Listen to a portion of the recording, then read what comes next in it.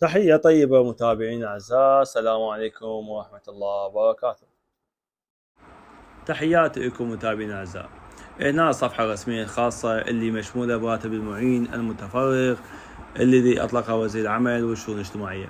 هنا المعلومات اللي راح تمليها يجب أن يكون معلوماتها دقيقة وواضحة حتى ما يرفض الطلب مالتك بالتقديم. هنا تخلي إنه أو بالبداية اسمك الأول واسم الأب واسم الجد واللقب واسم الأم الثنائي. بعد ما كمل المعلومات هاي بالتفصيل راح نجيك على هاي الصفحة الثانية الخاصة اللي إذا أطلق اللي مال وزارة العمل والشؤون. وزير العمل والشؤون الاجتماعية أحمد الأسدي أطلق راتب المعين المتفرغ بتاريخ 1/5/2023. وأيضا أنه دعا وزير العمل والشؤون الاجتماعية لحقوق الأستاذ عبد الرحيم أنه آلية التقديم سوف تكون من خلال البوابة الإلكترونية الخاصة مال تقديم الرعاية الاجتماعية. يعني أنا خليت لك الرابط أسفل الفيديو، من لما تطبع الرابط راح تطلع كل واجهية شلون راح أقدم وعلمتك عليها.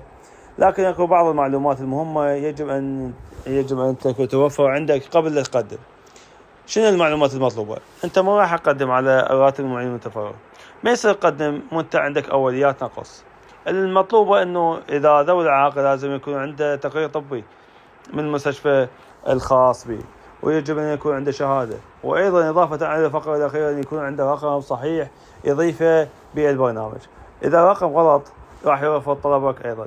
لكن إذا جتك رسالة على رقم تحتفظ بالرسالة بحيث باش عقب من يطلع الطلب مالتك يقول لك وين الرسالة على مود ما يرفض طلبك.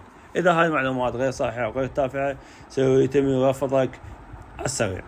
هاي المعلومات اللي قدامك اللي أنا شرحت لك إياها. أي معلومة أو استفسار تحتاجها مني خلي تعليقك أسفل الفيديو، وإن شاء الله أنا أرد على طلبك بأسرع وقت.